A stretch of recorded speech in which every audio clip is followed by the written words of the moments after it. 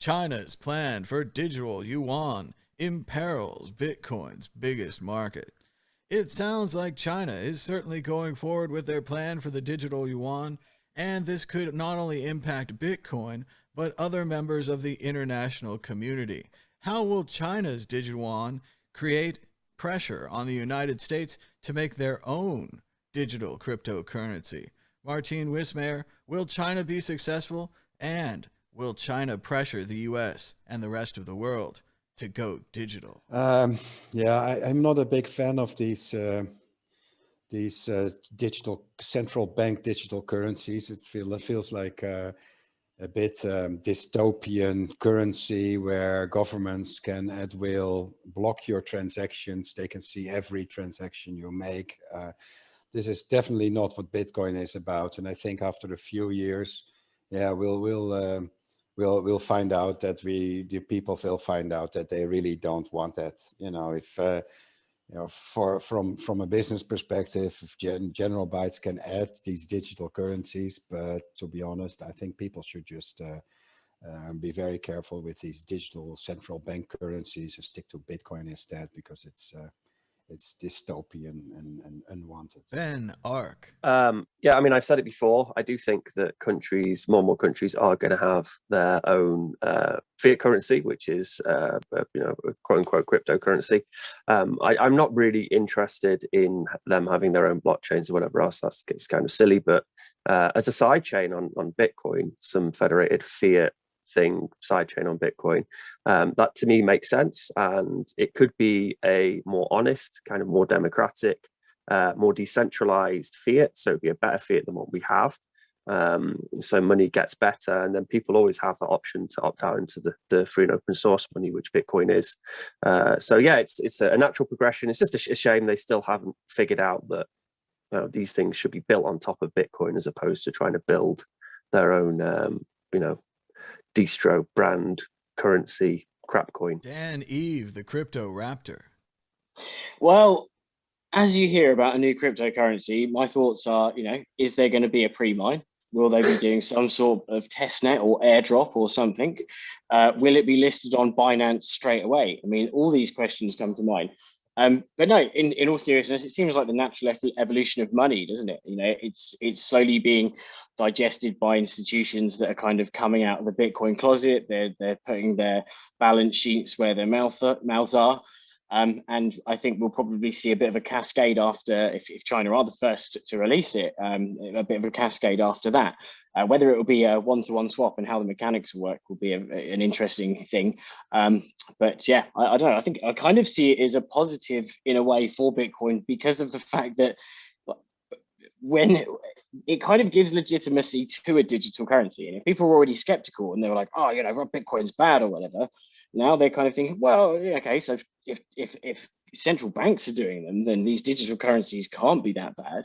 So, and then it sparks the question of why are the banks now doing it? Is there some sort of reason? The obvious reason is usually it's a loss of control, and control means power, and maybe they've got too much power. So as long as it sparks the right questions, go PBOC. Josh Shigala. China and a digital country. Look, folks, every single country that's fairly developed already has a digital currency.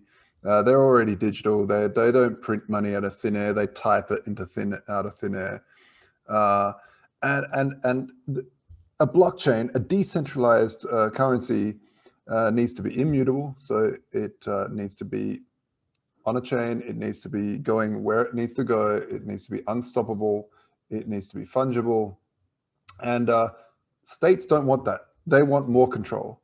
If you run a mafia, and you're going around shop to shop asking for protection money from these shops to protect the shops from yourself, obviously, as you beat them up if they don't pay, and you force them to use your money in the shops, do you really want them to be able to have independent money when you've taken years to build an infrastructure where you force everyone to use your currency? No. So these things are going to be just more control. It's going to be dystopian to the nth degree. You thought they could. It was fun that the government can grab into your bank account and just take money out if they see fit. You wait till a digital yuan or a digital dollar, or they're already digital, and a blockchain will be even worse for you, because it won't be a blockchain. It'll just be the buzzword blockchain. And yeah, don't fall for it. Don't fall for it. It's a nightmare. Juan S. Galt, if they make a digital yuan, are you in on the pre-sale? Hey, listen, if I can get into the pre-ICO, then who would pass that? Who would pass that? I mean, absolutely. I mean, listen, I think this has been a long time coming. You know, Tether's has existed for a long time. Fiat currencies have been digital for what, like multiple decades already. The question is, are they going to be fully KYC'd, and are they going to sort of set up some process to KYC everybody that uses them, or is it going to be digital cash in the way that Bitcoin can be, even if their infrastructure is centralized and even if they have full control over the money supply, of the currency supply? Obviously, China's going to want to control the supply, because that's the kind of sort of, you know, economic games that they play. And they're going to be running it. I could imagine it seeing like an EOS type infrastructure where they have, like, you know, a set of super nodes, right, with voting shares, this and that, right? And I think it'll be really interesting, because what they might not be realizing, or perhaps they do, is that this removes control from them, even if they have, you know, they're running their own infrastructure, even if different government institutions are running the full nodes and doing like proof of stake verification and so on. At the end of the day, there's like cryptographics, there's like crypto war games that can be played there that we've seen in the crypto ecosystem for, you know, a decade. And they're exposing themselves to sort of new cyber risks, in a sense. Even if they can expand, right? Because the benefit to them is that if they do like a cash, like a digital cash sort of yuan, where they control the money supply, but you don't need to KYC to use it, or at least initially you don't have to, right? Like with Tether, they do sort of on-chain analytics, and then if they decide that your public address is associated with whatever they don't want you to be doing, then they'll freeze that account. But that's after the fact. That's not, you don't do preventative KYC in that, right?